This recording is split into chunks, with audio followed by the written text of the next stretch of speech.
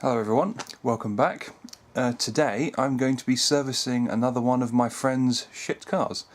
My friend Joe is coming over in a moment with his old 1991, I think, Rover 416 GTI, which is a rare little car these days, and we're going to be doing a full engine service on it. And it's a rather nice day for it, I have to say. Here he is. You can see I'm filming him. So Joe, this is your car. It's what, 1991? Yeah. No, it's missing a few bits. But how many of these are left, did you say? I forgot how many. 20, 25? There's 20 to 25 of these left in the UK. So it's pretty rare. GTI. Yes, I know, but 16 valves. But yeah, granted, it does go down. There's probably a reason for that, but we won't go into that. In its day, of course, the Rover 416 GTI was rubbish, really. And if you're watching from overseas, you may be thinking, that's not a Rover, that's a Honda Concerto. And it sort of is. It's a car which Rover made in partnership with Honda. It is a Honda Concerto based car. It's the same chassis with a few slight styling changes and the boot's been extended. And it was made in Longbridge by Rover rather than Honda. So you see here under the bonnet, this has a, I'm trying to try and get this right, a D16 engine, or is it a D18, I don't know, but it's a 1.6 litre twin cam Honda engine. This is the same one that they put in the EF series Civic and also some of the CRXs in the late 80s and the early 90s. It's a D series, so it doesn't have any VTEC on it at all, but it is a twin cam as opposed to the usual 16 overhead, the usual single overhead cam rather. So 16 valve twin cam, and it's a pretty solid power plant. And yeah, Rover used it in this car, and I believe some of the early other 400 series, the ones that were based after this. I'm not sure on that. This car, I hope Joe won't mind me saying, has been somewhat neglected throughout its life. yeah, I won't deny that. It's so we're going to be doing a fairly major service on it today. We're going to be changing the distributor cap, the distributor rotor arm, the HT leads, the spark plugs, the fuel filter. We don't have an air filter for it, unfortunately. We couldn't get one in time. The oil, obviously, the oil filter, and that's pretty much it. We might also do the coolant. See how that looks. Okay, so we're jacked up a little bit under here, and first thing we're going to do is drain the oil from the sump back there, and also I'm going to remove this little under tray here, which shall hopefully allow me to get up in front of the engine and access the oil filter. Okay, oil is draining nicely. We've taken off this front under tray, which will allow me access to the front radiator hose there. Turns out the oil filter is actually on the back of the engine, so I'll be accessing that from the top in a little while. But right now, I'm going to leave the engine to drain. Joe has just broken his wooden chair that he came to sit on and watch me work. This is a sad Fail. moment. A sad moment. Oh well.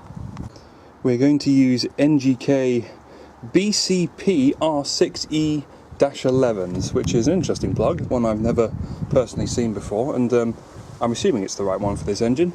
I didn't provide these, Joe did, so if they're wrong, it's all his fault. Chris ordered them, so it's his fault. Like I said, it's Joe's fault if they don't fit.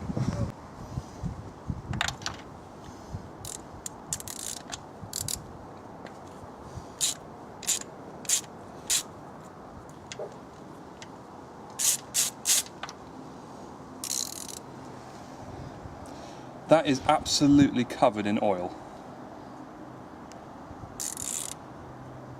But it's only on the threads, it's not on the electrode, which means it's not inside the spark plug hole. Inside the cylinder, rather. Yeah, as I can see, actually oil is getting into the hole there, the spark plug hole. So what that means, Joe, is that there's a rubber seal just underneath the rocker cover cam cover here, and it compresses between the cam cover and the top of the head, and it stops oil from getting from the valve train into that hole, and that ring has perished. Brilliant. So I'm afraid at some point we're going to have to take this off and replace all 4 of those little rubber O-rings, and also the gasket that goes around the outside there, because yeah, Sweet. aren't cars fun? No, they're horrible. I don't know why I bought this piece of shit. Okay, so I've done the spark plugs. So we're now going to do the distributor cap, the rotor arm, and the HT leads. Okay.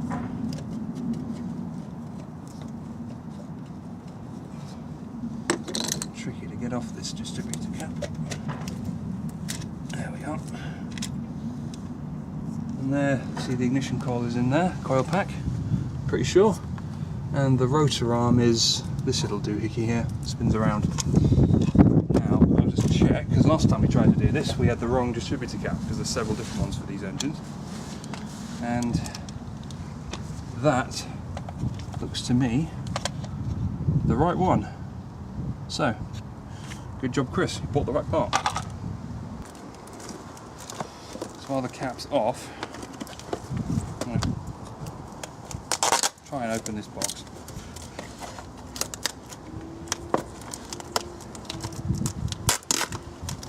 So while the cap is off, the new HT leads out, and these ones, yeah, these ones are not marked with the number of the cylinder, so we're going to grab these off their little mounts and then measure them out for length and attach the new ones, and then keep these numbers as a reference to which cylinder they go onto. That way we won't mess up the firing order. Unfortunately, the rotor arm we have for this car is the wrong one. It seems quite tricky to get the correct parts for this, so I've cleaned up the existing rotor arm and it should be alright, and we'll simply refit that with the new distributor cap and everything should be fine.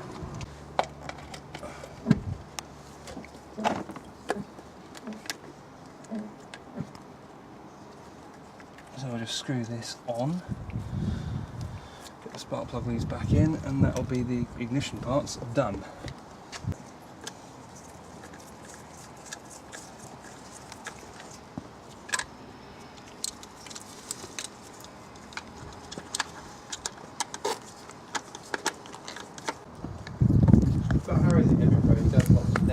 There we go, right. Those are all the new HT leads are in, so that's the ignition system done for the moment. Next thing we're going to do is change the fuel filter, which is this weird little doohickey there, but it's just one pipe going in, or is that out? Who knows? And then one there. Should be nice and simple.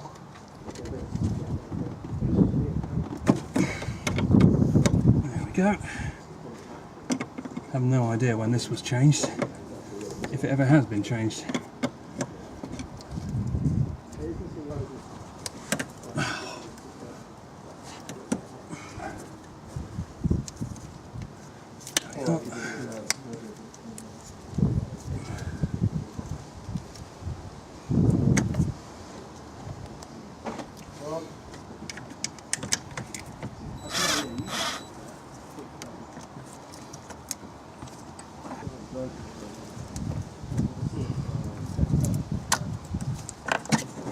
There we are. Old fuel filter, still full of petrol. This is our nice shiny new one. So our little bracket can go in here. Actually, we can probably get this started being screwed back in before putting the bracket on, just to hold it. There we go.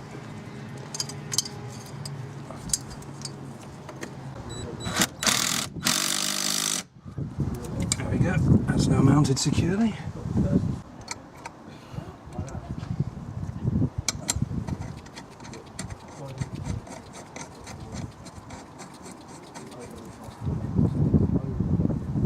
Cool, and then we just have this little lead lead screw with a new washer that goes on top. Ah, it doesn't fit. So never mind, I'll just use the old washer instead.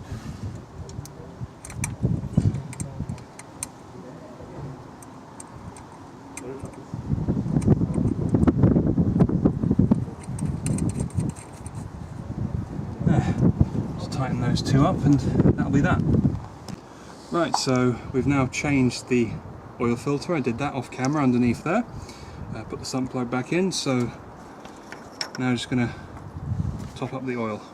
My giant funnel, and we're using just regular triple QX 1040. What is this, part synthetic? Yeah, semi-synthetic. Normal stuff.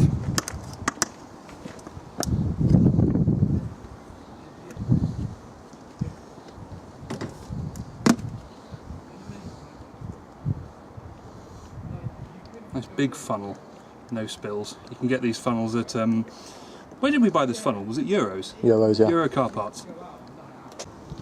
Okay, that's all nicely done. Okay, we've got the oil topped up, so the last thing we need to do today is drain the coolant. I'm draining it out into this bucket, and it should just be a matter of undoing down there that hose clip on the end of my ratchet there.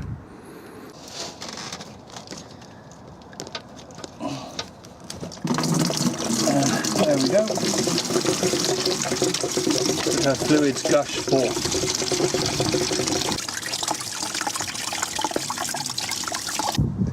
Okay, we've drained out all the coolant. I've done the lower hose back up.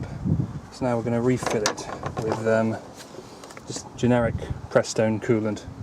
Should be absolutely fine.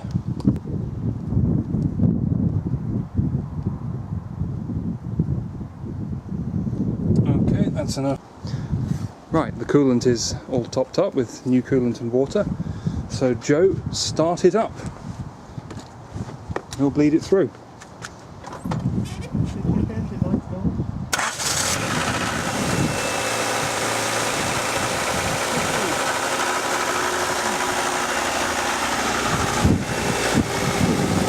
Okay, and we'll just let it bleed the coolant through. Okay, coolant is all bled through and topped off. Oil is done. Under tray has been reinstalled. So Joe, that is service done. Excellent bonnet shut quality on these Rovers.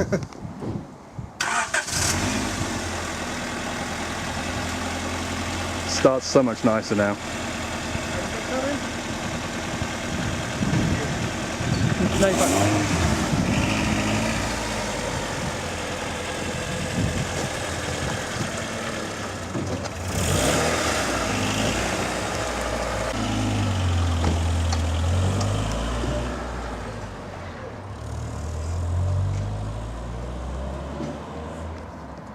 Another satisfied customer.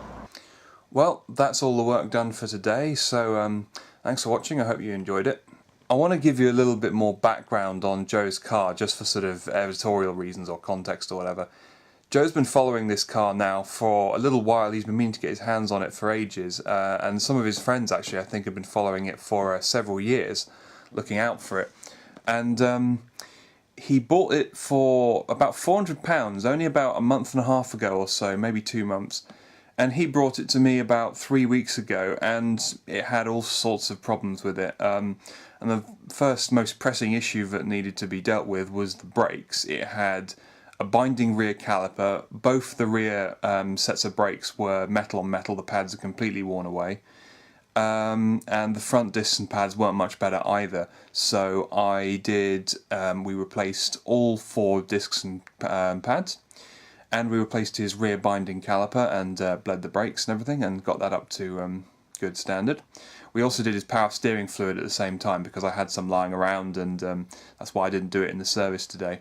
But yeah, his car, they have known about it, his friends have known about it for a few years, and they think for the last 5 years or so it hasn't really received any maintenance at all, and it is in pretty bad shape overall.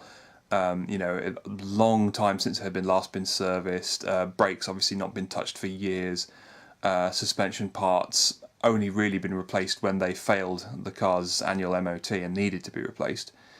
So the overall long-term plan for Joe's car is to sort of, maybe not quite restore it, but sort of generally work on it and repair it and bring it back to a good condition. And maybe at some point Joe will fork out for a respray and it'll actually look like a pretty good car. And like I said earlier in the video, there's only about 25 of them left in the country, so it's a very rare car now.